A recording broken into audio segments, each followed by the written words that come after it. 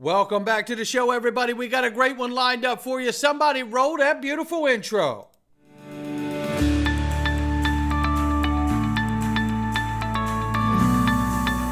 Digital Perspectives with Brad Kimes. Come on in.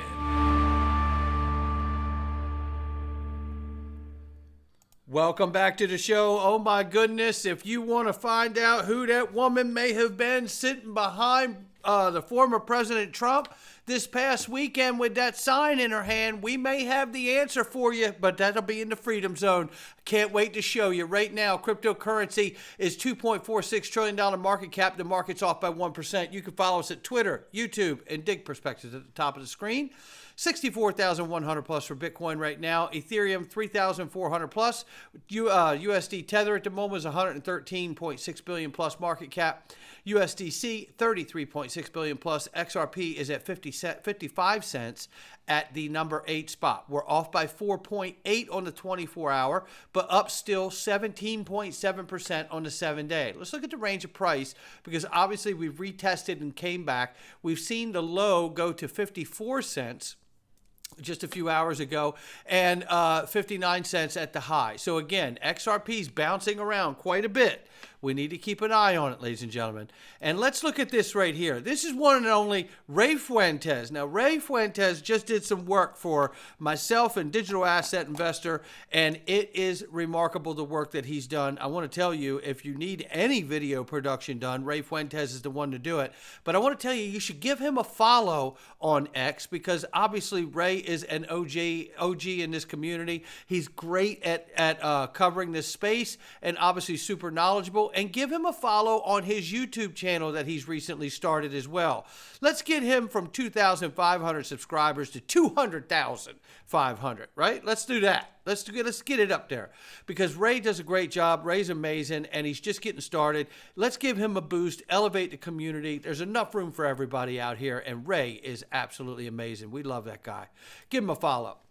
Mario Nawfalls tells us that we're experiencing massive global outages, ladies and gentlemen. Here's what we know so far. Major banks, media, airlines are experiencing significant IT outage due to interruptions to Microsoft Cloud services.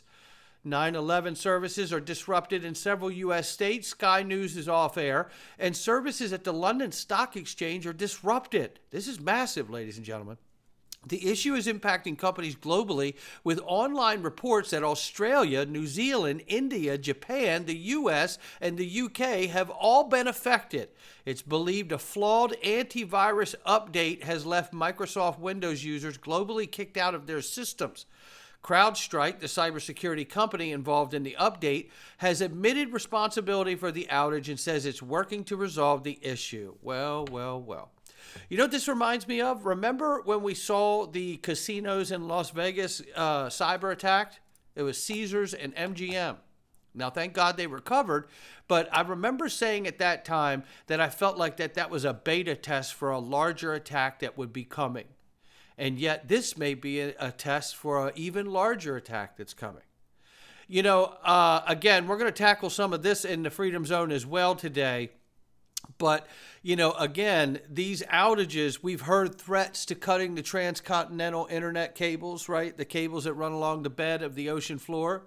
You know, where's that Starlink? I'm pretty sure it's ready to go. Elon, look, think of what's happening right now.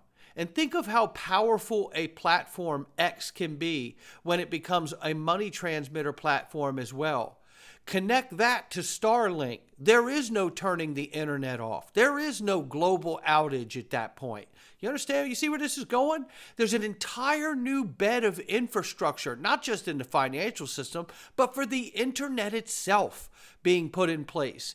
And not too long from now, we're going to be able to switch over to Starlink, and we're going to be able to get everybody over to blockchain and distributed ledger technology and digital assets and stable coins and CBDCs. And hello, you won't even remember how it used to be anymore. Don't believe it. It's still true. More evidence of the biggest outage ever developing across Australia and again around the world. Airports, banks, supermarkets, healthcare, government services, offline payments will be crucial in the future. Cash is king.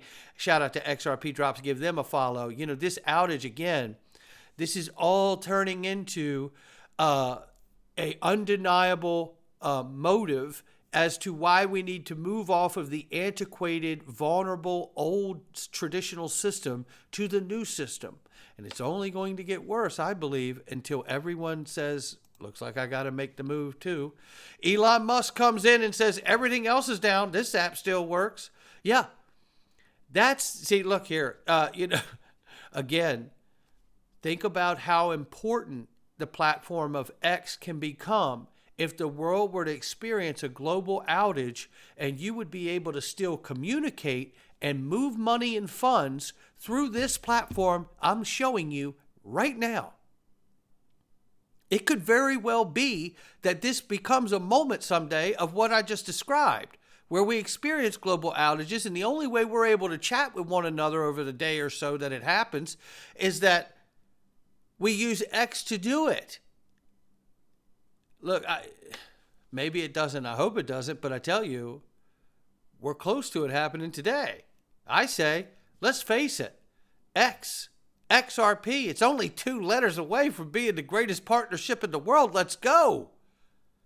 I believe we'll see it eventually. I really do.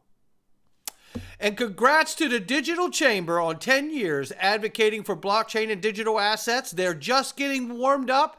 We look forward to working with all of you for years to come to make sure we see the United States become the rightful leader in this 4th industrial revolution. Don't believe it. It's still true. Now, I want to bring you in just one part of this, and it's a great message from Perry Ann here, but I want to bring in just this one part here you need to hear. We have presidential candidates who have proposed backing the dollar with Bitcoin. We have... Yes, we do. And that conversation couldn't happen without the good work of the Digital Chamber and so many others out here advocating for this space. Now, stay with me here. And again, shout out to the Digital Chamber on 10 years. There's a lot more to do. And believe me, I'm going to do what I can to help them, as well as John Deaton for Senate. God bless James Meta Lawman Murphy, who I will be sitting down with in just an hour or two here. And I'm super excited because James Meta Lawman Murphy financed the creation of the Commonwealth Unity Fund Super PAC to elect John Deaton to be the next senator of Massachusetts, because he wants his sons and all our children to deserve and live in a free society. And I agree with him wholeheartedly. And God bless James Murphy and John Deaton. A real leader doesn't wait to be called. They just start leading. That's what James Murphy has done here along with John Deaton, and we all know it. I'm asking all of you, if you can, to please donate what you can directly to johndeatonforsenate.com. And if you have maxed out your donation at $6,600, then please donate to the Commonwealth Unity Fund Super PAC for continued support for Deaton for Senate. Look, this is amazing what's happening here. We will win this for crypto and the great people of Massachusetts. Believe you me. And I'm going to show you why. One, Ripple just donated $1 million to that super PAC to ensure that Elizabeth Warren is unseated and goes home. And two, the Winklevoss twins just donated $1 million worth of Bitcoin to support John Deaton as well to beat Elizabeth Warren. Listen, we're just getting started here. We're going to win this thing. And if you don't know what that feels like, you just well get on the back of this wagon and come with us. Let's get him in here. Start retweeting, tagging. I want to tag Elon Musk, Lex Friedman, Joe Rogan, Patrick Bet-David in every John Deaton tweet, Elon Musk as well, and politely ask them to check out johndeatonforsenate.com and ask for their endorsement. Let's all tag these people until we get them to endorse John Deaton. This can work, and we can do this. We've done it before. Let's make this happen, because I tell you, we need to get Elizabeth Warren packed up and sent home. She is a general to the anti-crypto army. And here's a general for the crypto army right here. It's Donald Trump himself says he doesn't want to let China or another country take over Bitcoin and crypto industry. And I agree with him. I'm a one-issue voter, and now I'm a two-issue voter. For one, I'm not cool with people trying to do what they did last weekend to someone like this man right here. So now I'm a 2-issue voter, voting on that reason too. Number one reason is because he's now a crypto advocate, and bringing J.D. Vance to his ticket makes it a presidential crypto ticket. Take a listen. I will ensure that the future of crypto and the future of Bitcoin will be made in the USA, not driven overseas. I will support the right to self-custody to the nation's 50 million crypto holders. I say this with your vote. I will keep Elizabeth Warren and her goons away from your Bitcoin. And I will never allow the creation of a central bank digital currency. Now we're talking. Yeah, I like it a lot. Damn right I do. And look, and again, back the U.S. dollar with Bitcoin to preserve our status as the world reserve currency for future generations of America. And I say this is how we can start to move from a debt-based system to a multipolar asset-backed system. Heck, let's use Bitcoin, XRP, gold, oil, and other commodities. Let's go. Absolutely right. That's what we need to see, a basket of multiple commodities backing the U.S. dollar, not just gold, not just XRP, not just Bitcoin, all of these things, because it's even harder to crash the confidence of that particular backing, because you'd have to crash the entire economy to get it to go to zero. And that will bring a confidence to want to hold our U.S. dollar with the reserves like that, like we've never seen in the history of our country. I believe that.